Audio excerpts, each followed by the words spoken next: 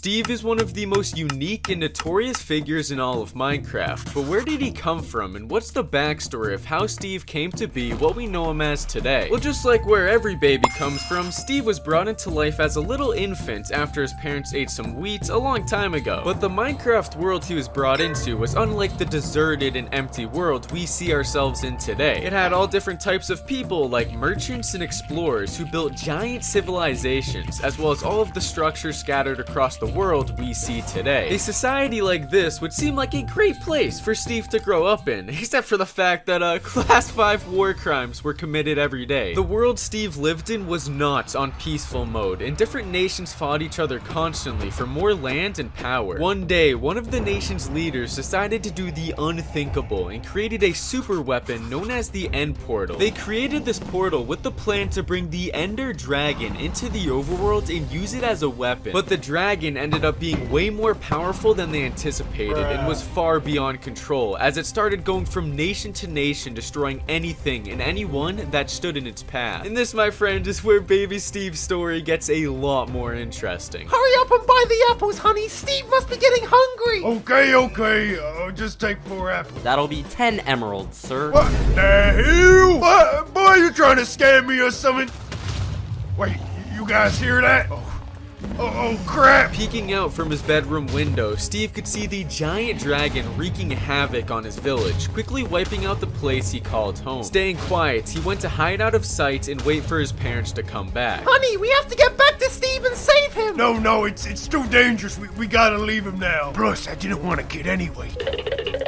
Well, looks like they're not coming back. On low saturation and health, baby Steve tried looking for an escape from all the explosions and flames that were consuming his house. But right when he opened up the front door to escape, the dragon picked up on the noise and flew straight towards the last standing home, crumbling the entire house with Steve under it. The entire village, once full of life, was now completely destroyed. On half a heart, 0 saturation, Steve was stuck beneath the rubble for 4 whole days, still alive, but with no hope or help in sight. Until finally, a group of foreign villagers went to scavenge the destroyed town. Oh yeah, this is bad. Can't believe how much destruction the dragon caused. Wiped out all of humanity besides us. Yeah, brother, thank God it went back to its home dimension though. Wait, hey, hold on, Hank. I think there's a rat moving underneath that cobblestone over there. Or should I say dinner? Wait, a rat? Let's ask him if he wants any trades. Oh wait, that's not a rat, that's a child. Let's get him out. As baby Steve rose from the debris, he looked around to see his old town, or at least what was left of it. Everyone was gone. All of the buildings had collapsed. In fact, Steve was the last of his kind. For some, this would be the start of their villain arc, but for Steve, he was going to become a hero and get revenge on the dragon that took away everything. Steve packed up whatever he had left with him and tagged along with the villagers back to their home, which they said was still intact. After walking for quite a while, they finally got to the village. It was all the way out in the wilderness, which Steve had never been to nor knew existed. But overall, it was cozy, and Steve found himself a nice spot in the village, learning every different trade from each villager like farming and fishing. Years passed and he kept practicing all the way up until his teen years, where at this point he was pretty tall and better at every trade than the villagers who originally taught him. He was ambitious for sure and had even trained himself in combat, which was odd to the villagers because they had never needed to use swords or bows because they lived in such a secluded area protected by iron golems. Everything was going smooth though, until one day out of the blue, Steve and the villagers heard an unknown horn sounding off in the distance. Unsure of where it had came from, Steve walked up the hill thinking it was some sort of prank,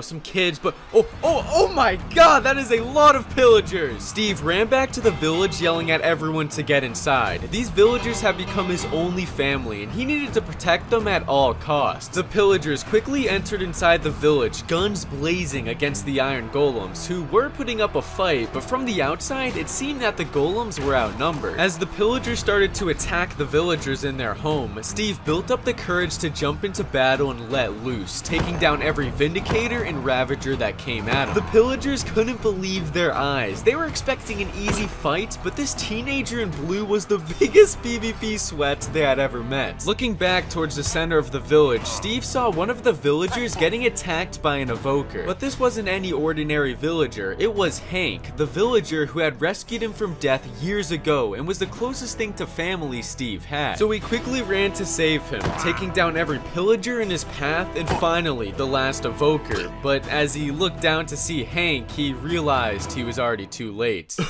Oh god, Steve, I'm not gonna make it, but just know, I always believed in you ever since the day I found you, and I believe that you will do great things. Make me proud, Steve.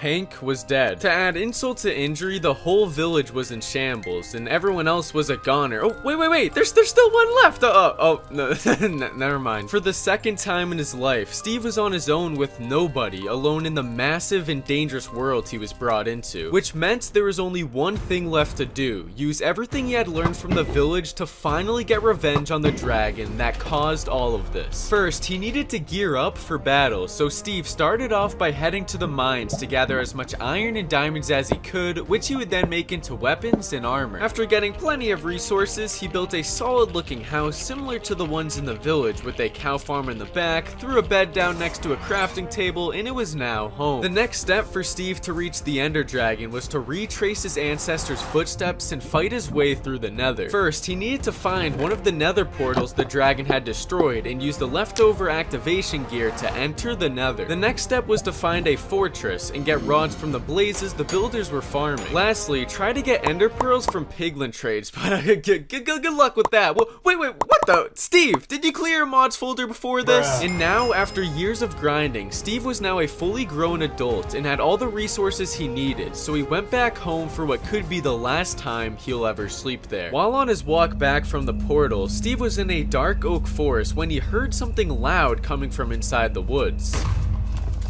A creeper explosion, but it wasn't him who triggered it. Being very sneaky and careful, Steve went to go check out the noise, and once he got close, he saw what looked like a mob he had never seen before. But when it turned around to him, it was actually a woman! Hi, my name is Alex. Steve couldn't believe his eyes. It had been so long since he had seen somebody of his own kind, and it was even a female. Alex told him she was all on her own, so Steve brought her back to his house and got her back up to full hearts and saturation like a real gentleman do. After that, they got to know each other for a bit, and Steve brought up his plan to get revenge on the dragon and how he was leaving to fight it tomorrow morning. Alex had a similar tragic story to his, so she was able to convince him to let her tag along and join the battle. That night, Steve put his bed down right next to Alex's, and guys, I think we all know what happens next. No, they both got a healthy 8 hours of sleep. The next morning, they went out and tossed the Eyes of Ender, following wherever they landed. And after traveling across multiple different landscapes, they finally dug down and reached the stronghold. As soon as Steve entered, he felt something weird about the structure. It was the last place his people had been before total destruction, and knew it must have looked so much different decades ago when it was made. As the two searched the stronghold, they came across various things like a couple chests with decent loot inside, and libraries which held books and diaries written by the builders who constructed the stronghold. Steve and Alex didn't know how to read though, so they moved on and continued through the building, and after a couple encounters with some hostile mobs, they finally reached the portal room. Steve and Alex stepped up to the portal frames and filled them with the Eyes of Ender to open up the gateway to the end. This was it. They were either going to go home with the head of the dragon, or they were going to die trying. They geared up, looked at each other one last time, and jumped into the unknown. As soon as they entered the end, the dragon immediately noticed them, surprised yet confident she could take them out like she did to the rest of their people. Alex and Steve quickly got to destroying the end crystals while dealing huge damage to the dragon with their swords and long-range weapons. This was easily the most intense battle they had ever fought, and they could see how this beast drove their entire civilization to extinction. They kept fighting though, and after a few close calls, they went for the high ground on top of an obsidian pillar to rest and heal up. But after focusing on the dragon for so long, they had completely forgot about the Enderman. Steve, I think I just looked at an Enderman. I'm not sure though.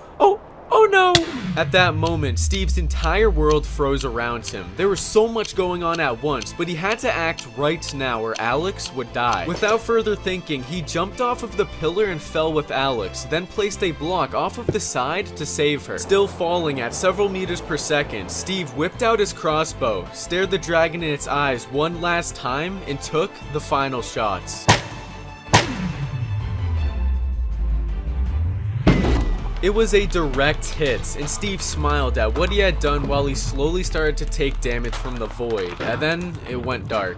I see the player you mean. Steve? Yes. Take care. It's reached a higher level now. Steve was surprised to find himself still somewhere. He didn't feel alive or dead, but he was there, in front of two gods, the one you see speaking to each other when you beat the game. Steve, you have died a hero and you did well, which is why we are welcoming you to a bliss paradise where you can choose your own journey, respawn, build whatever you want, and most importantly, get revenge on the dragon however many times you'd like. Steve walked forward into the glowing exit portal and appeared back home at his bed with Alex like nothing had ever happened. He stepped outside to take in the nature and life around him. I wonder what he'll do next. Whoa, wait, what the heck, Steve? Steve, what are you doing? What's up, fellas? It's me talking over myself to say thank you for 1 million subscribers. And before you click off, go like this picture on my Twitter. I don't know what it is. Just go like it right now.